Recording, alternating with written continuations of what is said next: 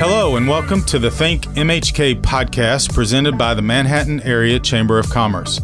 On this podcast, you will hear about a variety of local matters pertaining to the business community. You also hear from local business owners to hear their story and gain valuable business insights. Thanks for tuning in today. My co-host for today's show is Darren Solden, our Vice President of Economic Development. Hey, Darren. Hey, Jason, I think we've got a great show today. We do. We have a great guest and somebody that has some experience. You know, it's interesting. We have several board members who also have been staff members of the chamber, which is probably unusual for a community our size. But we have a very special guest with us, a member of our executive committee and former economic development staffer at the chamber, Stacy Kohlmeier. Hey, Stacy. Hi, Jason. Hi, Darren. Thanks for having me. I tell you another interesting thing about Stacy as a guest. I think she completes our first ever husband-wife combo. Oh gosh, I believe so. I think because we had Pinky on earlier in the season. And so I believe you guys are our first husband-wife combo. So congratulations for being a first. Wow. Thank you. I think. Well, we talked a little bit about your husband, but talk a little bit about yourself and how you ended up in Manhattan. I'm a lifelong Kansan. I grew up in a little town out in western Kansas, Kinsley. It's out by Dodge City. And so I came to Manhattan right after I graduated from college. I actually went to college down the road to the east for my first year at KU.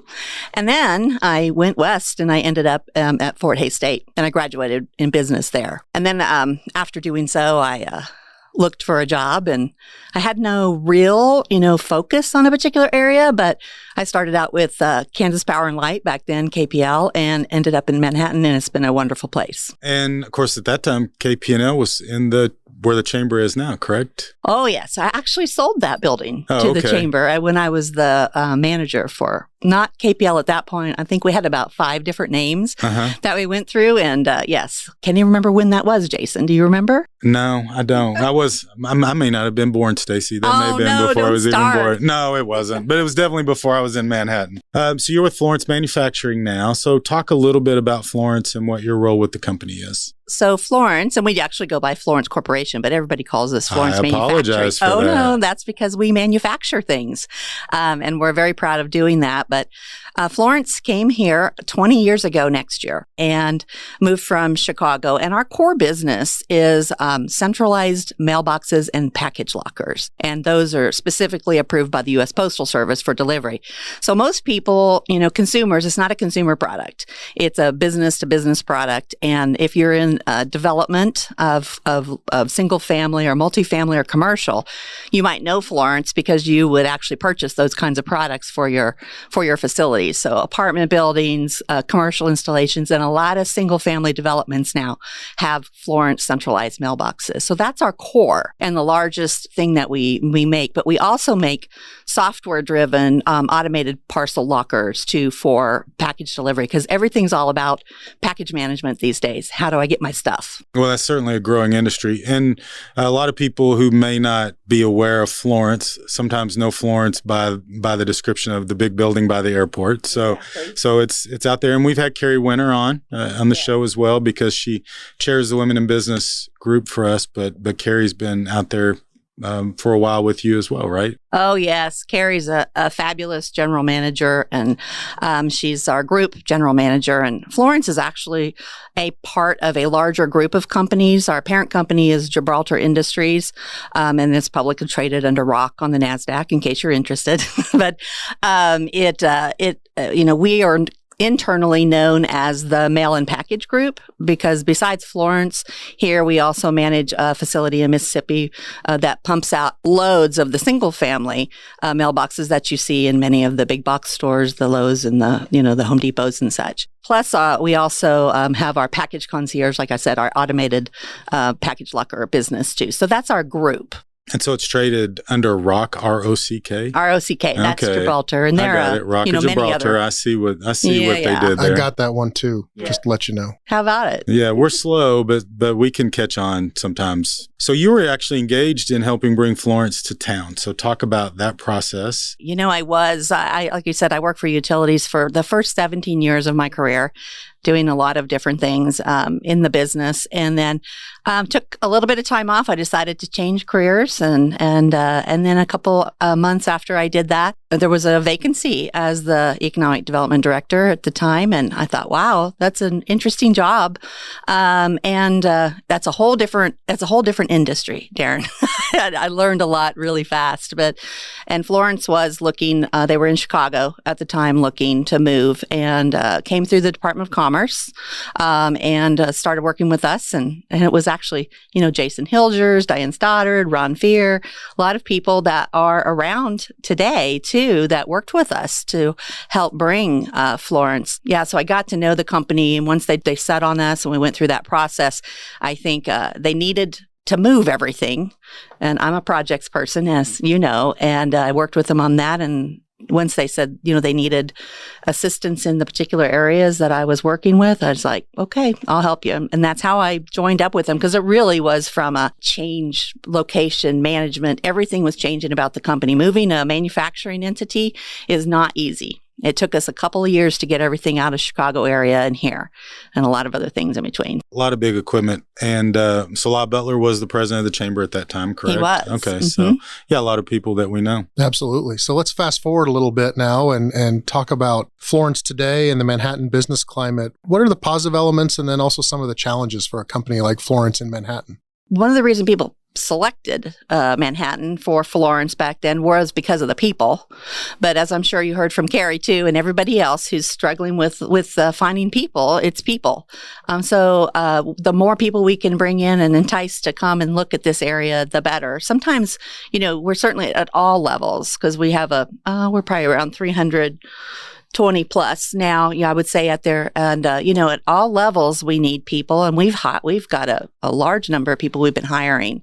Not, again, in production area, but also in the administrative area and such. So I think that's probably something that we struggle with the most, the air situation. We do a lot of travel in and out with ourselves, and then suppliers and such, and partners that we work with. But that has really been pretty well taken care of with the airport. The way it's set up now has really made a huge difference. When I first started 20 years ago, and I had to go back to Chicago every other week, and I had to go out of Kansas City for the most part, big difference. This is so much easier now. I think it's a great place to have an industry like ours where we truck, because we do truck all over the country. So that's a good thing. But it's been built up too over the years. So I don't know. I think it's for the most part, a very good location. Obviously for Florence, we wouldn't have stayed here for 20 years and continued to build on it if we didn't really like the location and the people and everything else about it. I want to follow up for just a second on some of your comments about workforce, because you said something very interesting. And there is a misconception, and I don't hear it as much in Manhattan as I do maybe in some other communities, that the only way you can preserve and help a company preserve and attract new workers is to somehow restrict other businesses coming in, because somehow that creates competition for employees. And we've sort of held the belief in our economic development program that we have to generate more activity, because that will get more people interested in locating in Manhattan. And so the question has been, do we do workforce, or do we try to attract jobs? And Darren and I always answer yes. Both, it's not one a or the or, other. it's an and. And talk about that for a minute, because obviously it'd be easy for Florence to say, don't recruit anybody else in here. But I think you all have a bigger picture and understand that the more people that are here, the more opportunities there are to bring more people. Well, here. exactly. I can just say ditto to what you just said, Jason. There's been some exciting announcements recently. And always when there's growth for other businesses, it's generally good growth for others. It just builds on each other. So no, the more we hear about other entities growing and adding people, the more it is attractive to so many different things. So yeah, we just have to build on each other and with each other. So as we see that kind of growth, we obviously want people to look at Manhattan and see Manhattan as an attractive place and see this region as an attractive place. Talk a little bit more about what you feel makes Manhattan a great place to work, live, and raise a family. It's always individual to whoever you're asking that question to. But I'll tell you that when we first moved here, out of college, 1984, I'll just say it out loud here, thought, well, we'll probably only be here for about 3 years. Had that kind of, oh, then we're going to move somewhere else. But this place, it attracts you, it grows with you, it evolves along every phase of our life so far, when we were single and just having a good time out of school, and to when we had kids, to, now we're in a little later of our years. And then it's just been a great place. It really has evolved. And you look back of what we came to in 84 to where we are now, and you ask anybody that, they're going to see that it's been a really great evolution. Is it perfect? No, it's never perfect. I mean, it's a product. You'll hear me say that a lot of times about this community. I always look at a community just like I do products that we develop. We need to define what we need and then build it. And I really think that there's been a lot of people working together to do that over time. And the product of Manhattan as an area is just so much better, exponentially better than it was. And it'll continue to grow that way. So it's a great place. We've decided we want to stay and retire. I changed careers mid-career almost 20 years ago. And actually, my husband did too, pretty close to the same time. And we looked at each other and said, should we move or should we look here?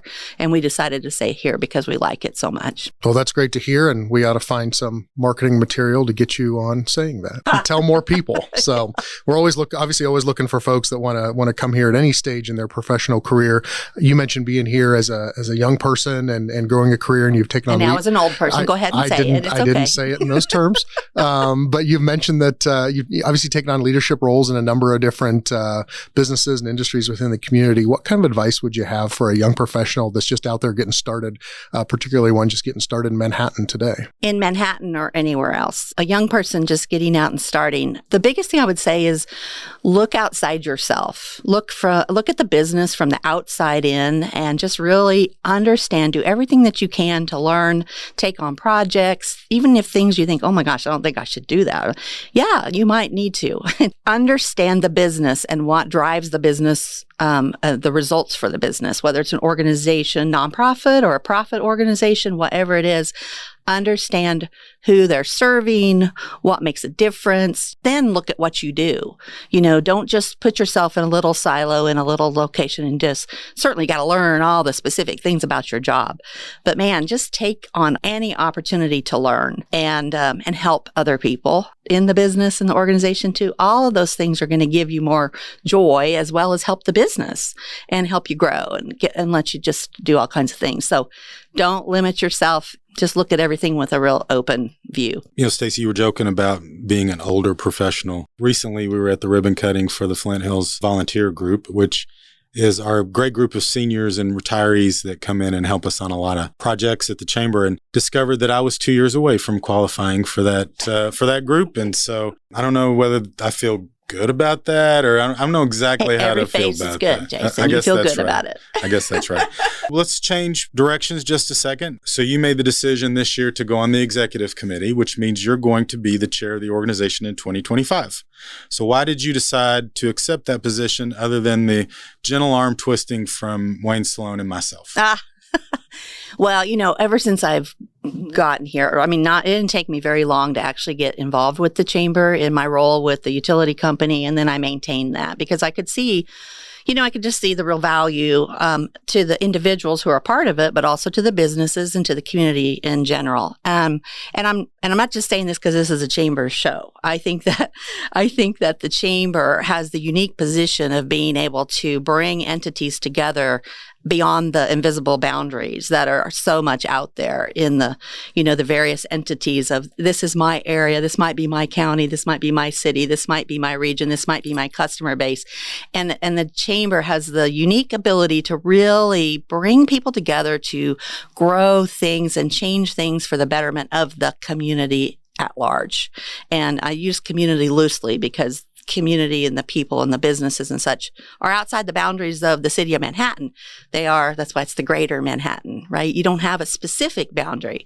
So I think the chamber does that. And if you can't tell already, I really love that. I love that aspect of being part of the chamber. And that's also what I look for in business that I work with anytime. So when I was asked to serve on the executive committee, I wanted to say yes because of that. I do really value that ability of the chamber to do that. Plus, my work on a day-to-day basis is completely outside of Manhattan. I don't deal with people in Manhattan. I deal with people all across the country in different areas. And so it helps me stay in touch, and then I can actually, help give back in different ways. So that's why I'm there. And I don't know if you've thought about this yet, but the year that you're chair will be the 100-year anniversary for the chamber. That's amazing. And we've already started thinking about some of the things we can do, but is that something that you had thought about? And is there something that you want to do that year specifically to recognize that? 2025, Jason? No, I haven't thought about it, but it's very cool that that's what's happening. And in 2024, we'll have a very deep conversation about it, about defining what makes sense, at that point in time to help, again, make the community better and for the businesses and everybody here. Well, maybe we'll get some examples of something you all are planning to do this year for your 20th anniversary at Florence. Do you guys have any special plans to mark 20 years, or is it just going to be? No, we haven't even talked about that. We're working on a big enterprise system transition to SAP, and we got to get that done first. So just normal work then, right? Just normal work, but yes, it'll be it'll be something fun to do that we'll definitely celebrate. It's been a good time. So one of the things that Darren and I both appreciate about you being on the executive committee, but even before then, you did a lot of things with us, is we can always count on you to make us show our work and make sure that we've thought out our plans and our strategies. And that means a lot because it challenges you to make sure that you understand exactly what you're doing and why you're doing it. But once the decision's made, you're always 100% behind us. And so we appreciate your candor and your ability to make sure that we've done all we need to through that process. So thank you for that.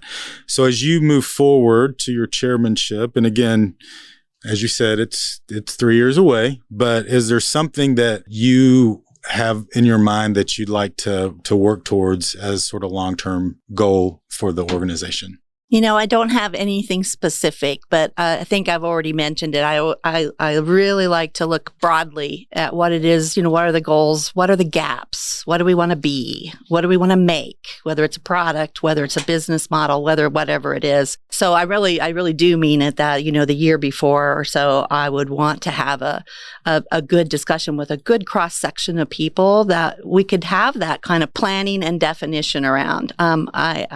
I really totally believe in you don't get what you want unless you really take a little time to define that up front. And that will be a good process. And then we'll have a group goal. It's not going to be my goal. I'm not comfortable with that. It's not it's not the way I do. I may lead something to do it, but it's definitely going to be it'll be a team goal. Whatever that happens to be, could be a number of things. If it's not a complete agreement with the group, then we'll do something else. We've talked about a number of things that have to happen before that time that you and somebody like Jake Wassenberg, who's the chair the year before you, are going to be very helpful on. One is we have to update our economic development strategic plan. And what does that look like? Do we have to do a full-blown strategy again? Do we just update the one we have? As you mentioned, we've had a number of successes in the business retention expansion area and business attraction areas. So do we pivot more to workforce and pivot more to quality of life, or do we continue to be out and aggressive? And I think those are a lot of things that your insight's going to be very helpful with. Well, I'll look forward to working with people on it because, a plan is only as good as the actions to execute it. The first year when I was economic development chair, it was the first economic model with the city. And so it's been changed and it needs to change as things evolve. So that's always very exciting. But that was really fun. People look at me like, oh my gosh, building an analytics kind of a model.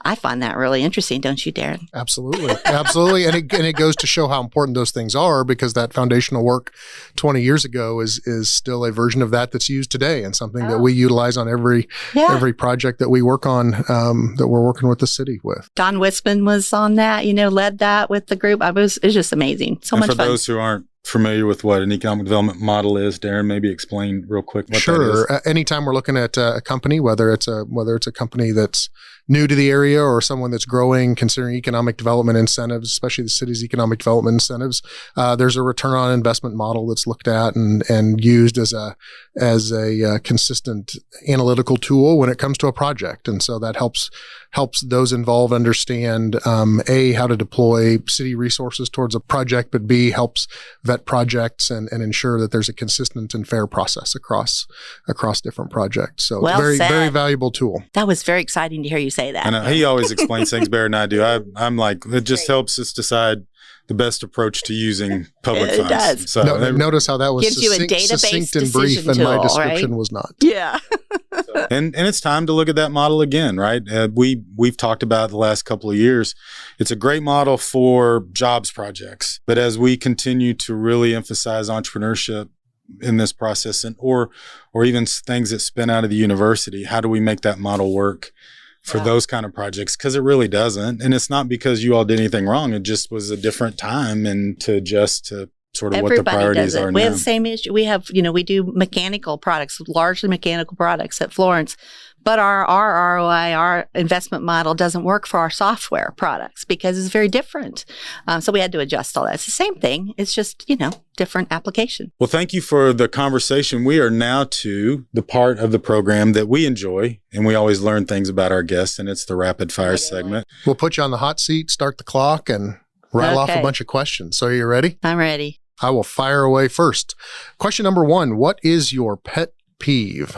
Oh, lots. No, I'm just kidding. People driving slow in the left lane. It's Me bad, too. isn't it? Yeah. Me too. So what's your guilty pleasure? Oh, I'm a Hallmark Christmas movie fan.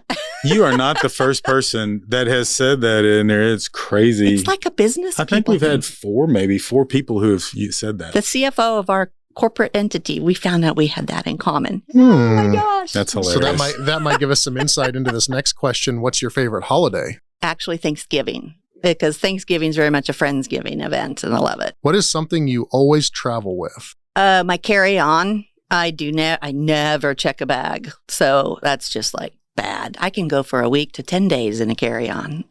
That is impressive. That is We may have to chat sometime about that. I'd love to learn. Apparently, you don't like shoes as much as my wife does. I guess not. We can't go anywhere without It's a control suitcase for thing. I shoes. know it is. So what can I say? Here's a question that's near and dear to my heart. What is your favorite flavor of ice cream? Peanut butter and chocolate. That's an easy one. Man, that's good. That is a I good don't one. think I've ever had peanut butter Oh and my chocolate gosh, you ice don't know cream. what you're missing. All right, I'll have to check it out. It's out there. How about your best childhood memory? Friday nights with my grandma. When I was young, she gave me piano lessons on Friday nights, and I loved it. The piano lessons were okay, but what I really liked was staying up late, eating ice cream, watching Johnny Carson with my grandma. Oh, that's It was fun. Yeah. That is a great memory. So we are now to question number 7, which is a little bit of a cheater question because there's really 2 wrapped up in one. What is your first concert and your favorite concert? Oh, my first concert was John Cougar before he was John Cougar Mellencamp. And it was when I was in Hayes. And he pulled up one of my best friends on stage with him. We were like in the first row. It was fun. That was first. What about favorite? It probably was my favorite. I haven't gone to too many concerts.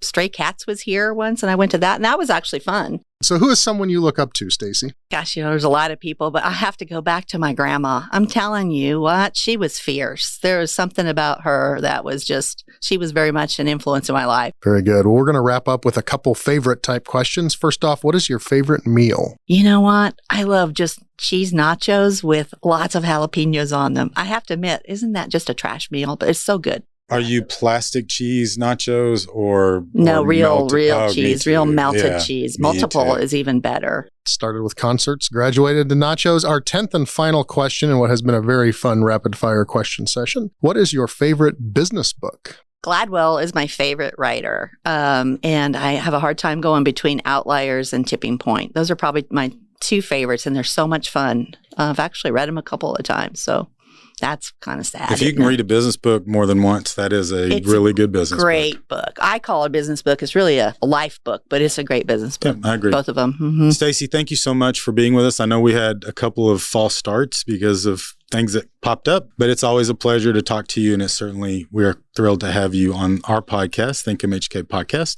and excited to have you on our executive leadership team. My pleasure. Thanks, Stacy. Thanks for listening to this episode of ThinkMHK, a podcast produced by the Manhattan Area Chamber of Commerce. If you enjoyed the ThinkMHK podcast, we'd love for you to subscribe and share it out on your social media channels. Feel free to reach out to us on Facebook, Twitter, or Instagram at the Manhattan Area Chamber of Commerce.